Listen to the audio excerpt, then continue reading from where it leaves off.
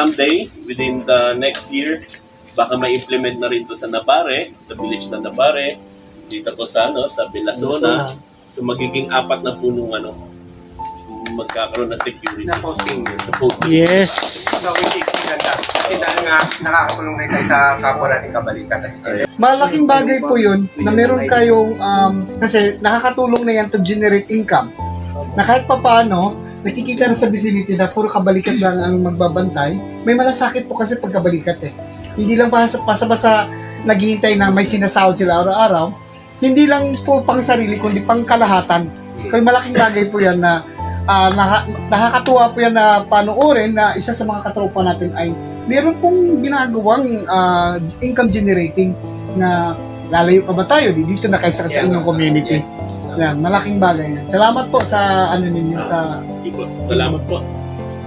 Actually, salamat din sa mga kabalikat na membro natin na meron tayong mga ganung membro na willing to help at the same time. Productive in a way.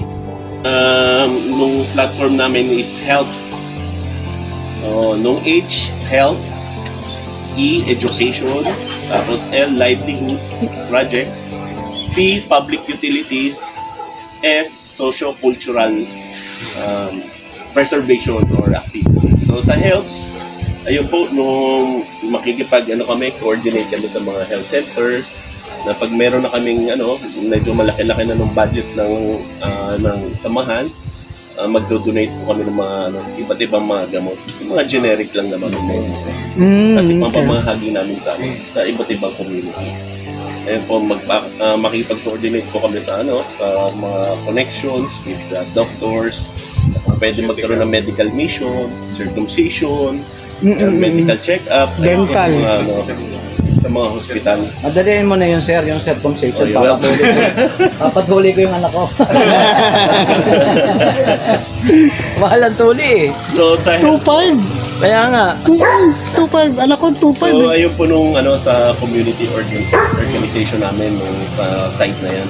Iba na sa police force, iba na sa community. So actually mas marami kami members sa community, nung monitoring, ayan, kasama. Pasok na kayo dun sa letter L, sir. L, kasi meron na kayong livelihood na binibigay. Yung employment sa pag-security ng inyong lugar. Ayun po. Yung, tas ayun nga, creation ng emergency rescue team. Ayun po. So for now, naghahanap po kasi kami ng mga ang target po kasi namin, yung mga bahay po rito, may mga iba't ibang progression yan. So, hindi kasi doon lumalabas. So, marami po kami makikita, makukuha dito. Mga potential na pwede nyong ma-utilize ang kanilang skills pagdating sa samahan. Totoo. Ayan. May mga lawyers tayo dyan. Yan, Tsaka may mga PNP tayo dyan. Ayan po. Na susuporta yan sa adhikain natin. Yan. So, ayun po. May mga rin po rito, mga medical field na nagtatrabaho. Okay. So, pag nakita nila na maganda ng bunga ng village na to, ay na po, sunod-sunod na po yan, magkakaroon ng attraction. Maganda yan, sir. Lalapit na yan po sa grupo. Maganda po yan, magsama-sama po tayo. Opo. Sa ito. Pag kayo ng national, ayun po, kailangan na po talaga ng coordination with the principal. So yun po nung parang goal ng kabalikat as community organization. Ayun po. Police force multiplier at the same time community. Ito, dahil na mapapublish natin to sa YouTube channel, gagayahin to ng iba. The more the merrier. Kasi ang organization is a number game. Pag mas marami, lalo maraming membro, mas okay. Mas maraming gumawa ng ganitong pamamaraan, mas okay. So hindi pa pwede na gaya-gaya lang. Okay lang 'yun. Naginaya kayo, mas okay 'yun. Kasi mas marami, mas okay. Okay. Yun ako na mula doon. Panong health, education, livelihood, public utilities, tsaka social culture. Tsaka sir, isama natin sa socio-economic yung sa S, yung interfaith natin. So, hindi lang tayo mag-focus doon sa Roman Catholic. Interfaith, when it comes to religion, wala tayong discrimination. And at the same time, socio-economic or sa society, yung ating gender sensitivity. Kasi marami din po tayong mga LGBTQIA+ community na po pwedeng mag-render na kanilang services doon sa peace and order. Kasi marami tayong mga kababaihan na member sa ganyang community na willing mag-extend ng effort nila more on volunteerism pagdating sa peace and order. And then of course yung socio-economic, yung status ng buhay, maganda yon na naitatakil nyo dahil hindi tayo nagbabasa sa kung anong meron ka, kung anong kaya mong maibigay. Alright, maganda yan. Talaga yung matutuwa yun si tatay yan. Actually, ayun nga po ganyan lahat ng job. ayun po nung napapansin po namin sa group na talagang may potential na talaga. Diyan papasok yung sana all. Kaya nga. Sana Sana all. Bigla na nahimik yung masa ito nawala no? We're just looking forward with this content ngayon, malalaman po ng lahat ng ibang upcoming chapters na hindi lang po planning ang inyong ginagawa. So meron na kayo naka-ready na, actually nakikita natin yung mga papeles po na hinahanda nila sir. Approval na lang po yan dahil po dun sa mga projects na ginagawa nila. Guys, ang help po, sige sir, pagpatuloy nyo na. Okay. So ang help po na sinasabi ni sir, gusto ko lang po ipapaalam sa inyo. Ang help po na sinasabi niya is malaking bagay yan, isang acronym na maaaring magiging basihan na po yan ng ibang chapters. Kasi malaking bagay po yan na pagka isang chapter mayroon na pong mission and vision at the same time upcoming projects na sinusundan po ng buong members and officers. And then off the record sinabi ko kanina na kinakailangan may madedelegate yung trabaho para hindi po mahirapan ang kanilang president. Magkakaroon po sila ng delegation doon para hindi po mag-overload ang kanilang workload sa kada officers. So madidistribute po yan.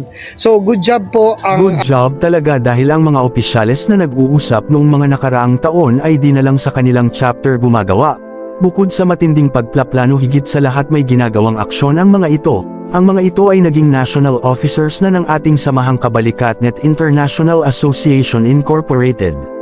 Higit sa lahat ipinagpatuloy nila ang nasimulang pagbibigay augmentation through giving opportunity na ang mga K-tropang walang trabaho ay magkaroon na sa pamamagitan ng pagiging bantay ng mga pribadong subdivision at villages. Good job Sir Abon, Sir Teddy, Sir William dahil sa mga adhikain at gawain ninyo na bigyan ng pagkakataon ng iba nating kasamahan na magkaroon ng pagkakaabalahan at pagkakitaan ng maipagmamalaki ng samahan.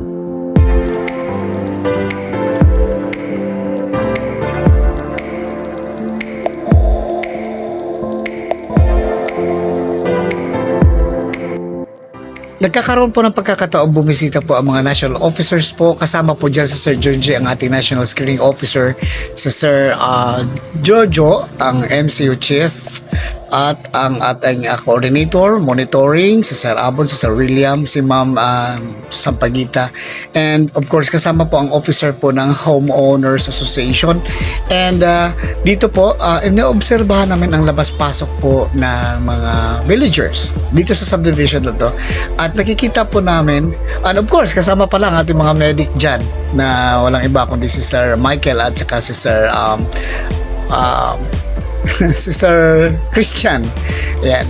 At dito po, inobserbahan namin ang labas-pasok po ng mga villagers dito sa subdivision at nakikita namin po na maayos naman po ang pagpatakbo at pagdala po ng ating national monitoring na si Ma'am Rose. And malaking bagay po na aming nakausap ang presidente po ng Homeowners Association po dito po sa Navarre, Belazona, at marami po kaming natututunan sa kanya.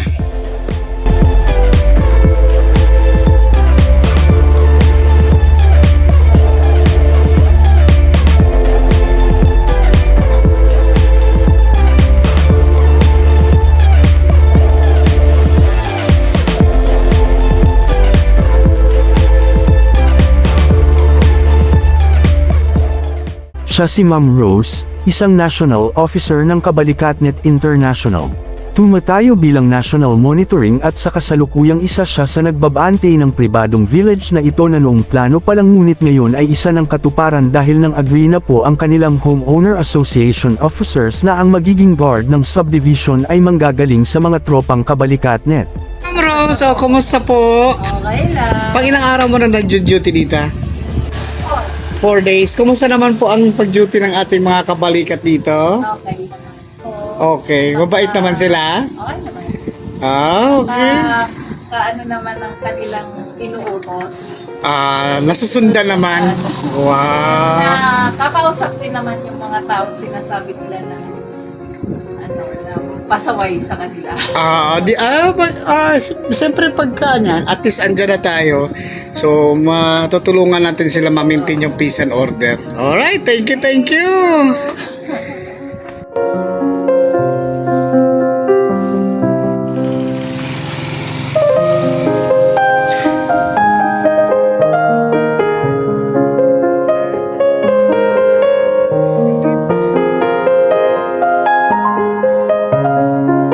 Ang pagiging transparent at open communication po ang isa sa mga bagay na maaaring may pagmamalaki po ng Homeowners Association through us and nasa channel po ng maigi sa pamamagitan po ng tamang pakipag-usap po sa both parties, Kabalikat.net at saka sa Homeowners Association.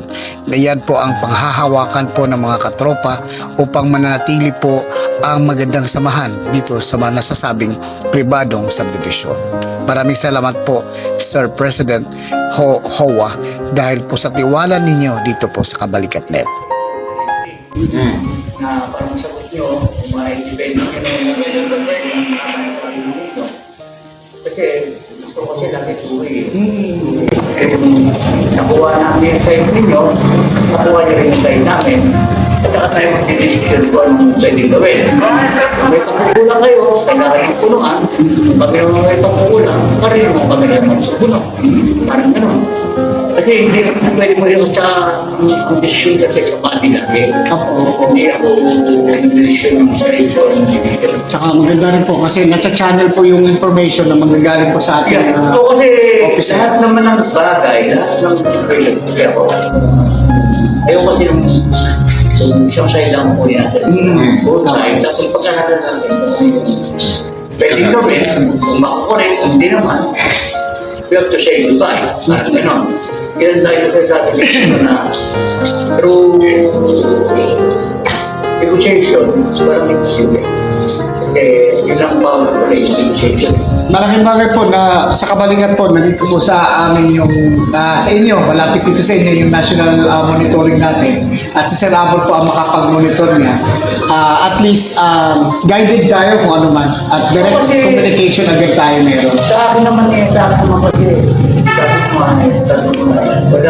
walang problema ng nila. Ngayon, kung may nipulag lang, makasimple rin. Kasi nga, lahat ng negotiation gano'n. Kaya, kung may pagkukulang ako ninyo, may pagkukulang din sa sabi namin. Kung tayo ma-open, mga sabi namin, dahil yun ay namin. Kayo naman, kayo naman ang I have to protect my property. Kaya namin kayo ginawa. Kaya bakit sila namin. In return, yung hindi namang maliit na bagay, pero nakitulong sa inyo kung mag-okay. Kaya nyo, mabuti ka kayo, experto. Wala eh. Wala rin kami experto. Sige po, at least maasahan po namin yung open communication po sa bawat. Yeah. Wala namang kaya sa atin. Wala namang problema. Ngayon din, ganun din sana kayo na open kayo, huwag kayo ano man, salita namin hindi maganda, wala sa puyas tayo. Diba? So parang sa mga, yes, I know na may limitation. Monthly meeting dito or ilang beses kayo nag-meeting sa isang buwan. Actually, ang meeting namin dito, minsan 3 months. Minsan nga wala eh. Kasi, pag may problema, doon, may meeting tayo. Pero, ang katulad na ito, itong katapos ng taon na ito, meron tayong reporting. Kung ano yung accomplishment, kung ano yung nangyari ng nakarang taon, ganun lang. So ano yan, kumbaga, yung kumbaga quarterly kung sakasakali or kung may emergency na kailangan May pag-uusap. emergency, bawa kahit kami medium lang kung emergency topic, may nangyaring nagawan. Siyang question na sabi rin po, siyempre, we have to inform them na ito, ganito na, ito may nangyaring ganito, may parang babala. Isa na namang napaka-produktibong araw ang nagaganap dahil nga po isa sa mga opisyales, ang presidente po ng Homeowners Association dito po sa Navarre, Villazona ay nakausap po ng mga katropang nasyonal ng Kabalikatnet International Incorporated. At malaking bagay din po yun na nagkakaroon ng open communication just in case may mga darating na problema ay kayang ayusin through proper communication and open book. Dahil nga po wala pong ibang hinahangad ang Homeowners Association at ang katropang kabalikat na mapasaayos ang ating community. And maraming salamat po Sir Leo sa tiwala po na ipinagkaloob niyo po sa Kabalikatnet, at ganun naman din po ang pasalamat po ng Homeowners Association dahil kahit papano ay meron na po kayong katuwang sa pag-maintain ng peace and order dito po sa inyong pribadong subdivision. And good job po mga katropa, naway pananatilihin natin ang paggawa ng tama, magiging ehemplo po tayo, modelo po sa lahat ng bagay, at hindi po tayo dapat nagpapasaway sakali man sa looban ng subdivision o saan mang larangan upang tayo po ay pamamarisan, at hindi lang po sa kapwa kabalikat kundi sa buong pamayanan. Maraming salamat and enjoy the rest of the day and have a good one.